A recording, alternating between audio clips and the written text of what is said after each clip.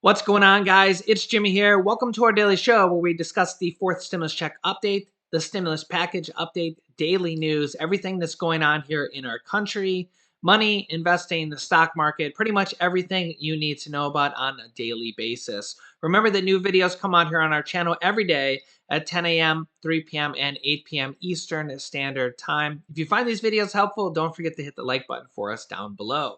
Multiple different major companies are announcing raising their minimum wages. As you can see here, Starbucks is announcing raising its minimum wage across the country to $15 an hour by the end of January 2022. Workers with 5 or more years could get up to a 10% raise. Costco is raising its starting wages to $17 an hour. McDonald's has announced that they have raised their wages by 10% this year. However, they are having to hike their prices to offset wage increases as supply costs are going up as well. And well, this only makes sense if you're having to pay more for your employees, your costs are going to go up and you're going to have to raise your prices as well.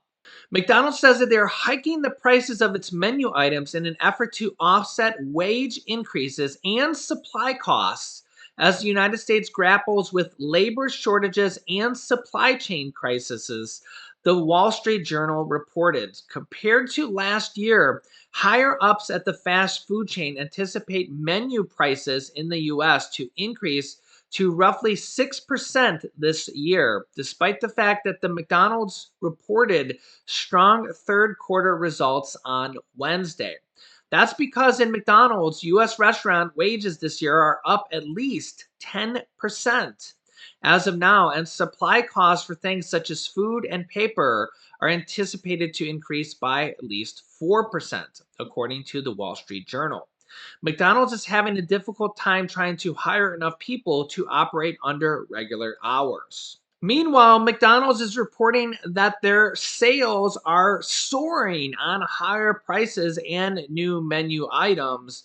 They reported that same store sales jumped by 12.7% in the third quarter ending September 30th, well above pre pandemic levels and better than estimates of 10.3% rise. So things seem to be doing a-okay, at least for McDonald's. But the labor shortage is also linked to another thing, the housing crisis, with affordable housing being a struggle for many low and middle income workers.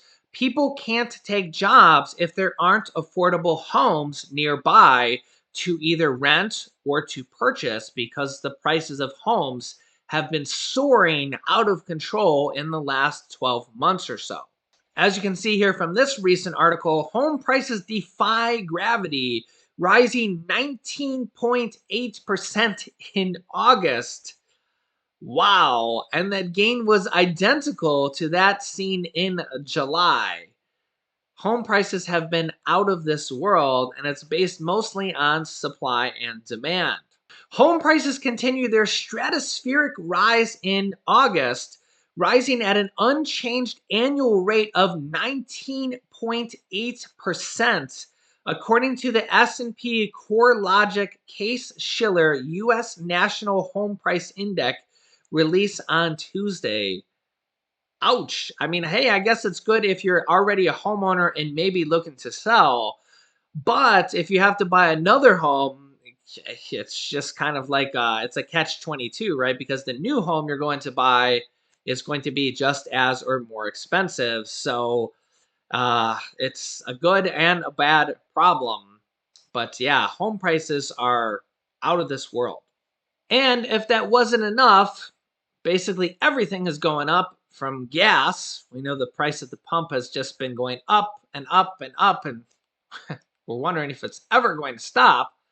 It's not just that, it's food as well. A billionaire grocery chain store owner predicts that food prices will surge by 10% over the next 2 months as he's seen the cost of goods, the cost of groceries as they're coming in, the supply chains being stressed even more. He thinks that the the actual cost of the goods to grocery stores is going to go up by another 10% here as a prediction over the next 2 months, as if food prices haven't gone up enough that they could potentially go up by 10% even more.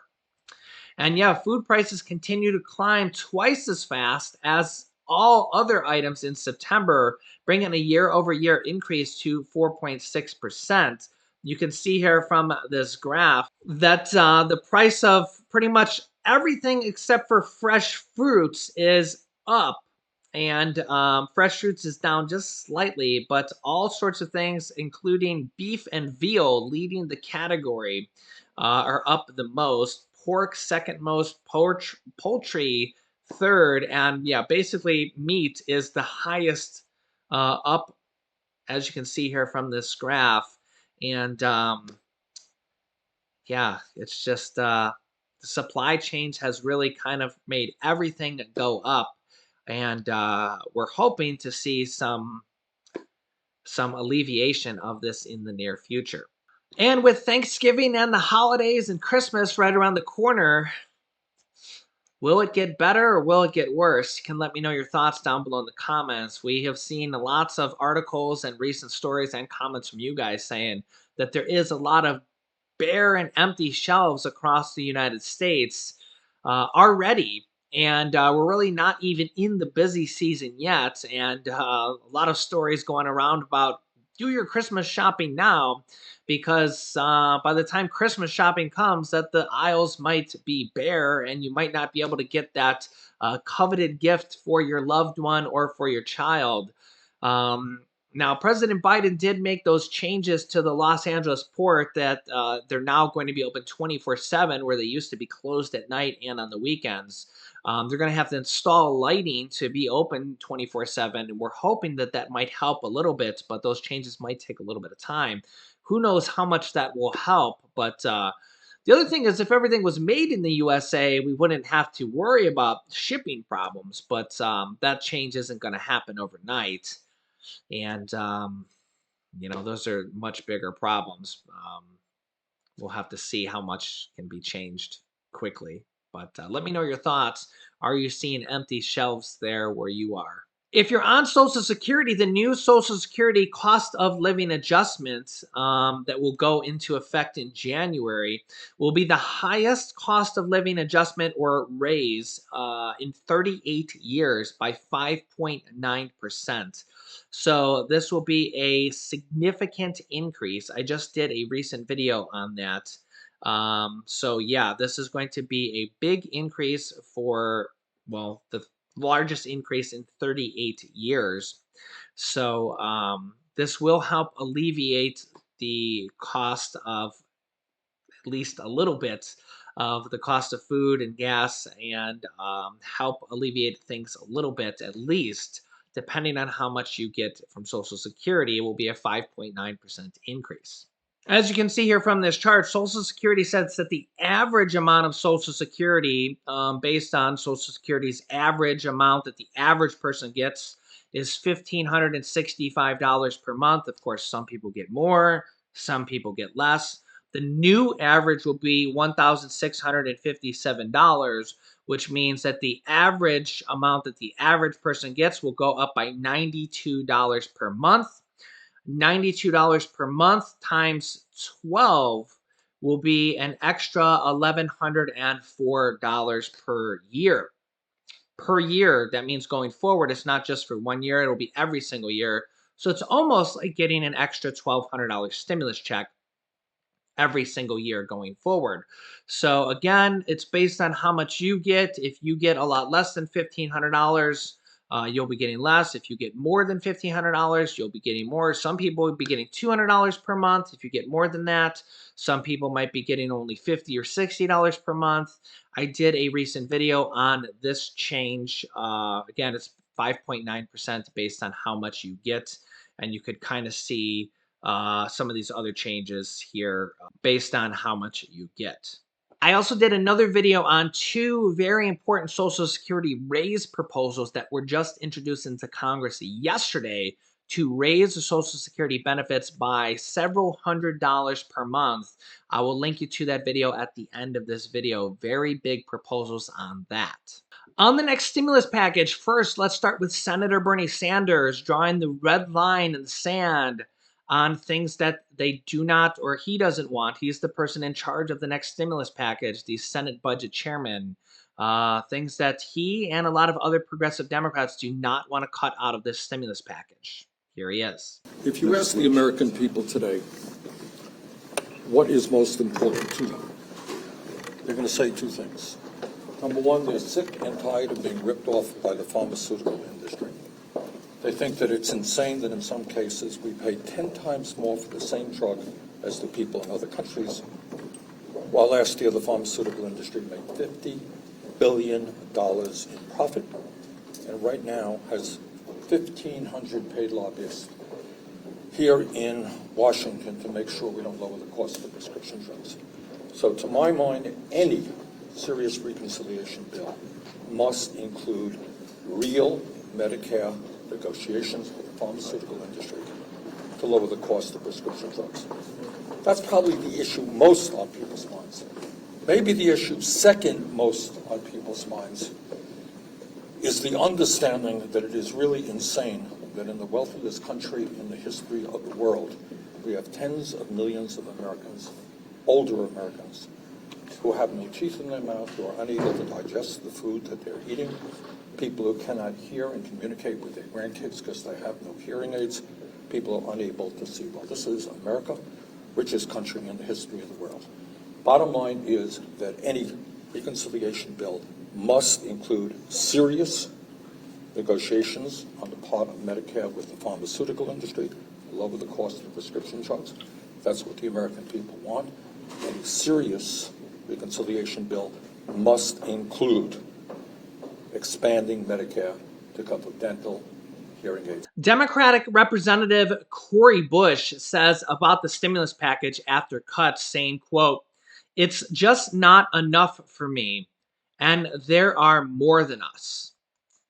Yeah, so she's saying it's not enough for me, and that she's also said in other interviews that there needs to be more in this package for the American people, and kind of mimics the outcry of what we've seen on this channel and what petitions from the Social Security Citizens League and the petition on change.org pushing for $2,000 stimulus checks and $1,400 stimulus checks in there for adults to be included in this stimulus package, along with the child tax credit, those monthly stimulus checks of $250 to $300 that they want to extend for 1 year.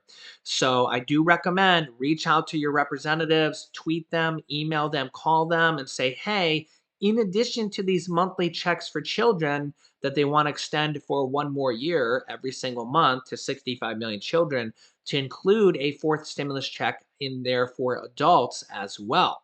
I just sent a tweet out to her, Representative Cory Bush, and Senator Bernie Sanders, and Senator Elizabeth Warren, and Senator Chuck Schumer, and Senator AOC, and POTUS, President of the United States, and said, please make sure a fourth stimulus check is included in this $2 trillion next stimulus package, the American Families Plan.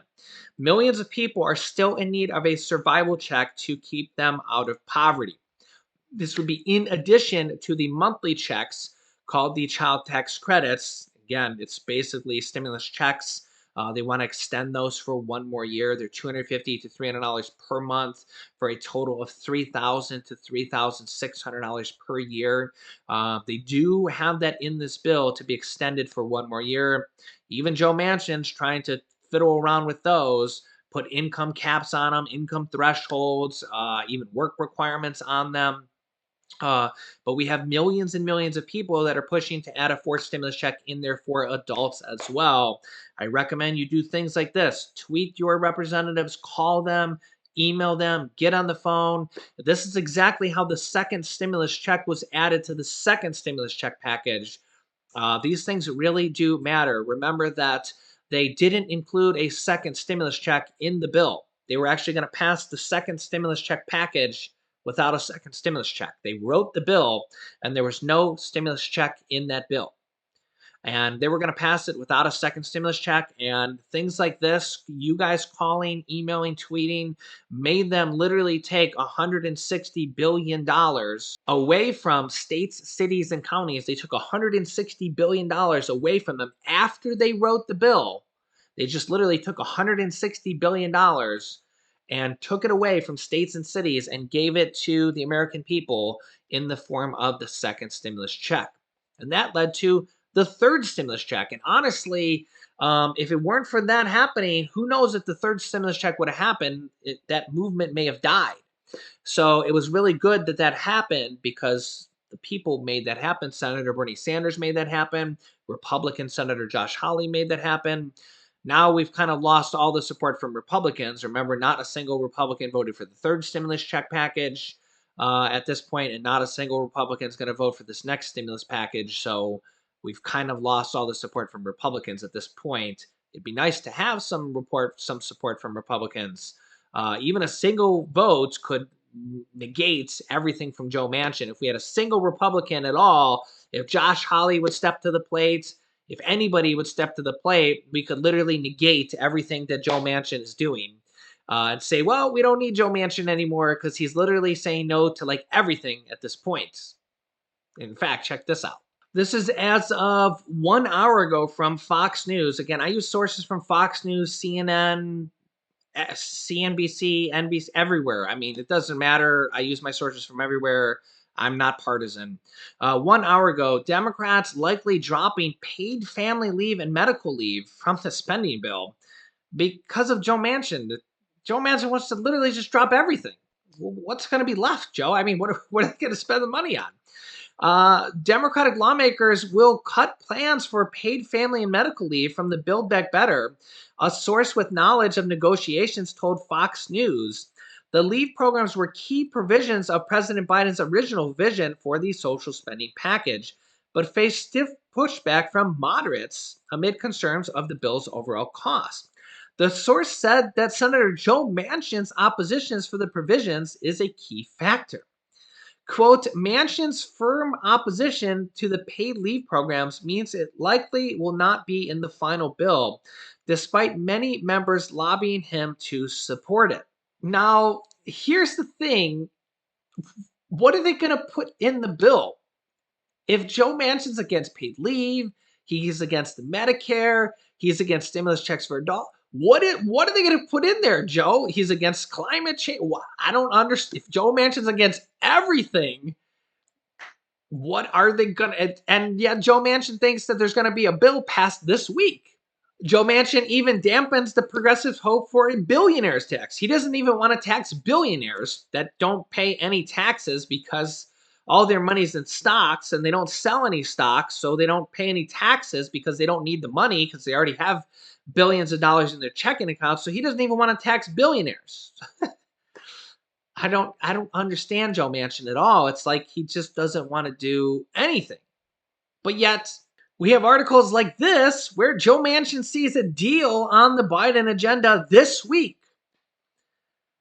So how could he see a deal on the Biden agenda coming literally from Joe Manchin this week when he doesn't agree to virtually anything?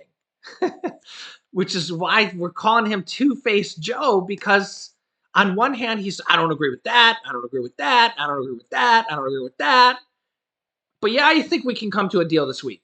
Please, somebody, anybody, explain to me how that makes any sense at all. How can you say, oh yeah, we're going to come to a deal this week, I'm Joe Manchin. No, I don't agree with that, I don't agree with that. Medicare, no. Stimulus check, no. $800 debit cards for seniors, no. Hearing, dental vision, no. Taxing the billionaires, no. Taxing the wealthy, no. Taxing corporations, no. We're going to come to a deal this week. Yes, I think that's going to happen. What? And yet somehow, some way, this is exactly what happened with the third stimulus check package. And they came to a deal. He agreed to third stimulus checks. He agreed to the child tax credits. Somehow, some way, he agreed to everything. And so did Kirsten Sinema. How did that happen?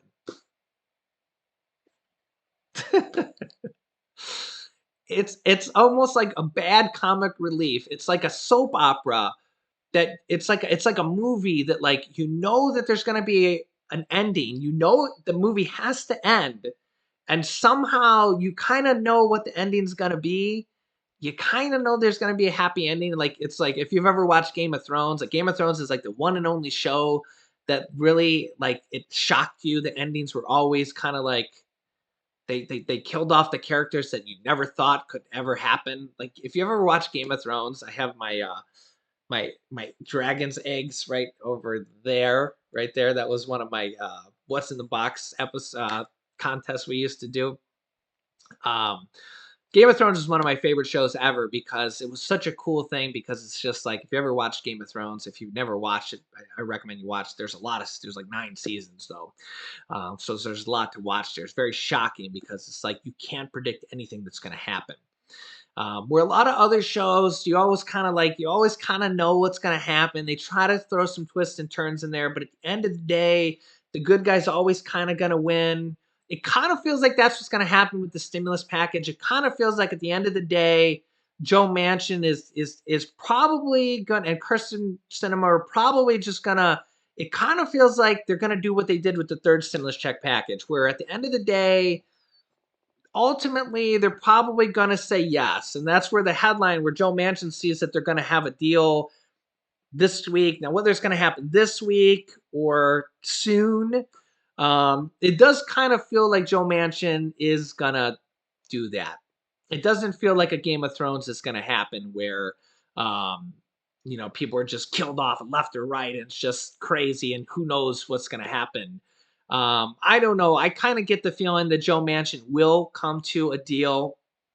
Um, the question is that how much of a hard line are progressives and Bernie Sanders going to hold, and how much are they going to let Joe Manchin get away with? And to be honest, Joe Manchin's kind of gotten away with a lot here, which is kind of crazy to think that, because he's just one guy out in right field. I say right field because a lot of people say, why don't you say left field? Because, well, progressives are left leaning Democrats, and he's a right leaning Democrat. He leans towards the Republicans. He's way out in right field, basically. And Joe Manchin is just, he's the only Democrat. And Kirsten Sinema kind of leans a little bit towards him, but Joe Manchin's way out right field. He's got these crazy harebrained ideas that no other Democrats share. And I mean, you see other people trying to support Joe Manchin. There's no other Democrats supporting him. He's way out there on his own island in right field, uh, by himself. And you see, there's literally no other Republicans, or I'm sorry, no other Republicans. Yeah, yeah, right. Basically, right. There's no other Democrats supporting Joe Manchin. So the question is, are they going to come to a deal? And it really boils down to Joe Manchin and Kirsten Sinema. Literally one or two people. When there's 270 Democrats, 220 Democrats in the House, and 50 Democrats, boils down to one or two people. And I say one or two because it really means mostly Joe Manchin. Even a lot of people, even the Arizona governor, feels that Kirsten Sinema would bend, would make a deal. The White House has even said they feel that Kirsten Sinema would make a deal. They don't feel she'll make a deal on the corporate taxes, but they don't really need that to make a deal. A lot of Democrats feel that they're saving that for the next package. They're going to use that for the next stimulus package to pay for the next stimulus package. That's why they're not pushing that hard on it right now, because they're going to need tax rate increases for the next one to pay for the next one. So the wild card is Joe Manchin, and he's as stubborn as it gets, as stubborn as Bernie Sanders. So, um, and Bernie Sanders is really fighting for the people, man. Those Medicare benefits for seniors, and hopefully, man, I really want to see a lot more people stand up and say, "Hey, we really need cash for adults." Children seem to be taken care of with these cash payments for children, the child tax credits. Um, that's why I recommend reach out to your senators, reach out to Bernie Sanders, Cory Bush, AOC, and say, "Hey, we really need to take care of people here, take care of adults as well." senior citizens, and hopefully we will see something like that. But of course, we got to deal with Joe Manchin. So I will keep you up to date here. Make sure to subscribe down below. It's free to do so. New videos come out here every day at 10 a.m., 3 p.m., and 8 p.m. Eastern Standard Time. You can click here to see how to get rent assistance. There's rent assistance available. You can get 3 to 12 months of your rent paid. And this video is there's two brand new, really big Social Security raise proposals that just came out. So click on one of those videos next. Thanks, guys, and I will see you in the next video.